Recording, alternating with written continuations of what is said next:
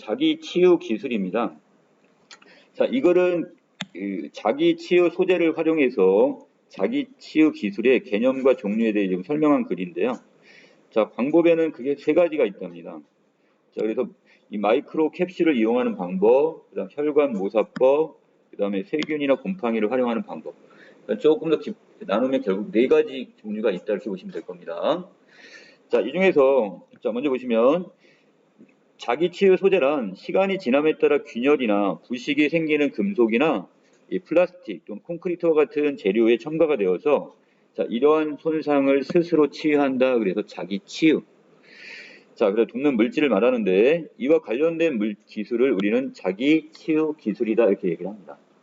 자, 기본적인 원리는 이 금속이나 플라스틱 또 콘크리트와 같은 재료에 강력 접착제와 유사한 복원 물질. 복원이란 말은 원래대로 다시 어떻게 원래 상태로 만드는 것을 우리는 복원이라고 하잖아요. 이것을 첨가함으로써 균열이나 금이 가 있거나 또는 부식, 이게 우리가 사가서 이렇게 낡아서 이렇게 떨어지는 경우나 이런 게 있겠죠.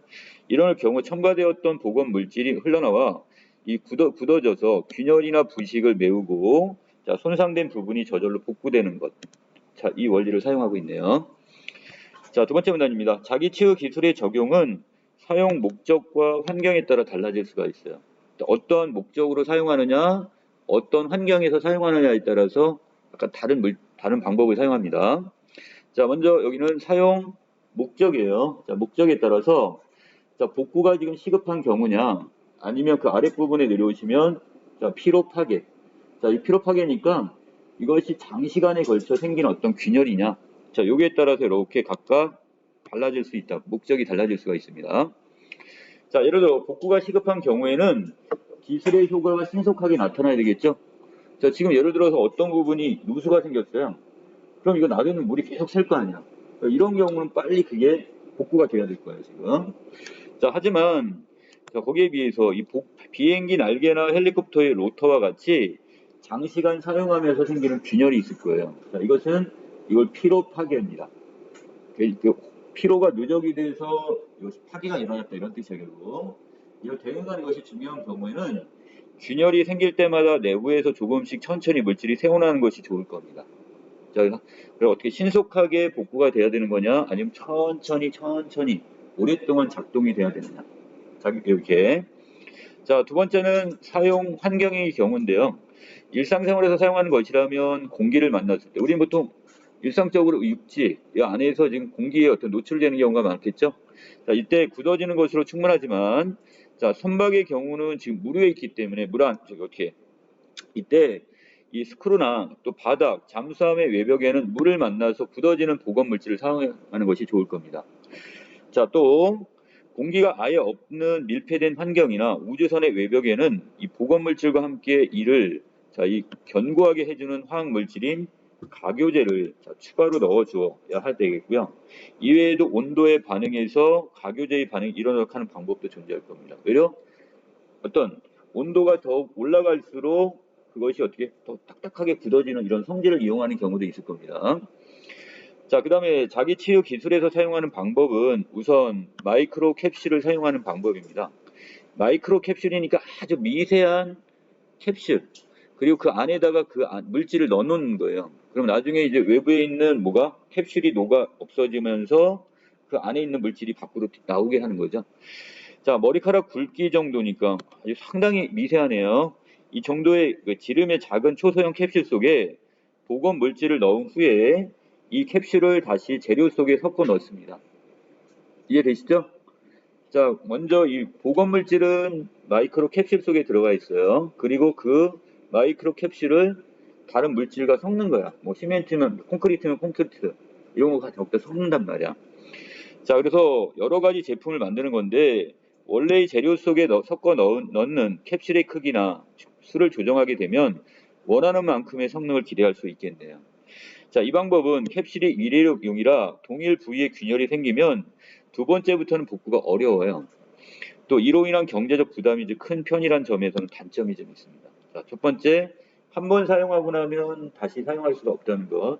두 번째, 상당히 경제적 부담, 비용이 좀 많이 드는 것 같아요. 이런 것이 단점. 하지만 실제로 균열이 그렇게 자주 일어나지는 않는다는 점, 또 한 번이라도 큰 사고를 막을 수 있으니 그 자체가 쓸모가 크다는 점 등을 감안한다면 적지 않은 어떤 이점, 장점으로 존재할 수도 있을 겁니다.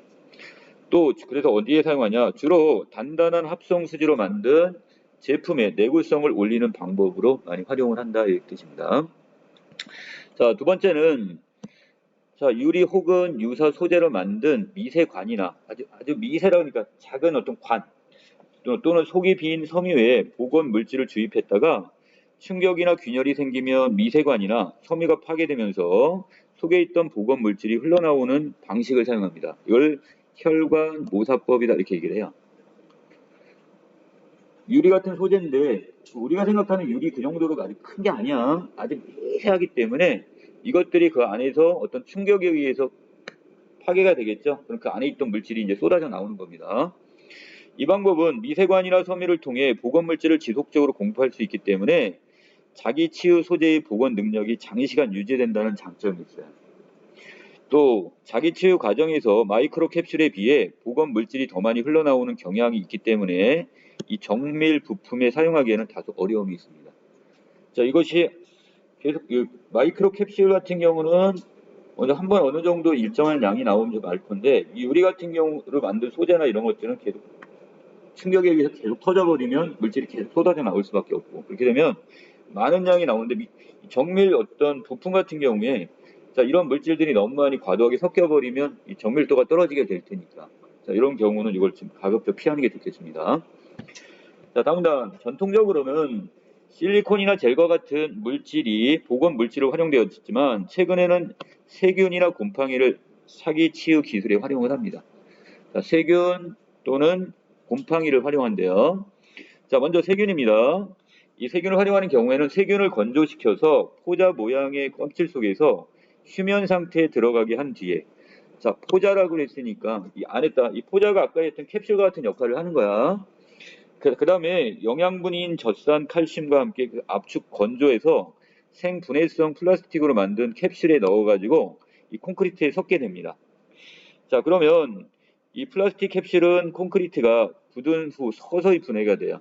그러니까 결국 이 플라스틱 캡슐 부분은 어느 정도 일정한 시간이 되면 결국 어떻게 되겠어? 얘가 점점점 이렇게 썩어서 분해가 된단 말이죠. 그러면 그 안에 있던 뭐가 생겨나는 거야?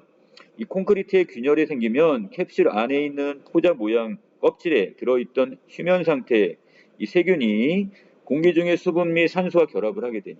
아, 이게 캡슐에 갇혀 있을 때는 이 녀석이 산소와 지금 어떻게 공기 수분이나 산소와 이게 반응을 이게 직접 맞닿지가 않으니까 반응이 안 일어나다가 캡슐이 이게 이제 사라지면서 그 안에 있던 이 물질이 세균이 공기에 어떤 공기 중에 있는 수분이나 산소와 결합을 하게 되는 거예요. 자, 그러면 이 휴면 상태가 이제 어떻게 깨지게 되겠죠? 자, 그래서 이후 세균은 옆에 있던 젖산칼슘을 먹고 자, 이걸 영양분으로 해서 먹게 되고 이를 분해하면서 시멘트 원료인 바로 석회석의 주성분인 바로 탄산칼슘이 생성이 됩니다. 자, 이렇게 생성된 자동으로 이 균열이 메우게 되는 이런 원리를 사용했네요. 또 세균이 들어간 캡슐 대신에 이번에 거기다 곰팡이를 이용하는 방법도 있어요. 곰팡이의 포자는 오랜 시간 동안 산소나 물 없이 생존할 수 있는데 자, 균열이 발생해서 그 틈으로 물과 산소가 공급이 되면 자, 이 경우에 증식하기 시작하겠죠. 자, 이 과정에서 주변 물질을 흡수한 곰팡이는 자, 탄산칼슘 구조물을 만들어 자, 위에 있는 것과 똑같네요. 여기도 탄산칼슘, 아래에도 지금 탄산칼슘. 자, 이 구조물을 만들어서 균열을 복원하게 됩니다. 자, 그래서 보통 건축물에 생기는 곰팡이가 건축물 균열 틈새로 성장하며 달라붙어 붕괴를 초래하는 것과는 정반대 역할. 외려 일반적으로 같은 경우는 이 곰팡이가 이게 피게 되거나 이렇게 되면 어떻게 되겠어? 균열이나 붕괴가 일어나는 거죠.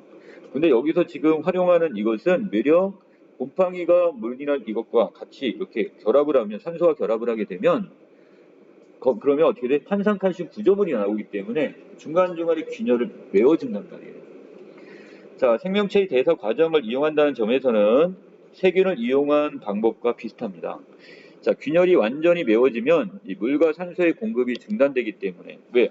아까는 이렇게 떠있기 때문에 그 틈으로 해가지고 뭐가 들어와요? 여기에 물, 수분이나 그 다음에 산소가 유입이 됐을 거란 말이야. 근데 그게 균열이 메꿔졌으니까 이제 더 이상 차단이 돼 버리는 거죠. 자, 그렇게 되기 때문에 곰팡이는 다시 포자 상태로 돌아가 다음 기회를 노리게 됩니다. 그러면 이거 한 번만 쓸 게 아니네. 이거는 균열이 생길 때마다 장기적으로 계속 쓸 수가 있게 되는 거죠. 자, 아랫부분에서 자, 보건 물질에 대한 개념과 그다음에 자, 요거 그 자기 치유 기술이 고려돼야 할 사용 목적과 환경.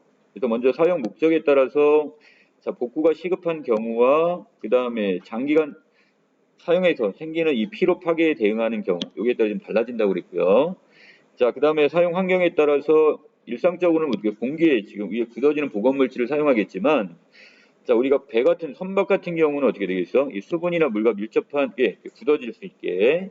자, 그다음에 이거 말고도 공기가 없는 상황에서 하는 구조물, 자, 이런 경우도 이 보건 물질로 사용할 수가 있으니까 이 사용 목적과 사용 환경에 따라 다른 것을 사용한다 이렇게 뜻입니다. 자, 여기까지 내용 정리 마치겠습니다.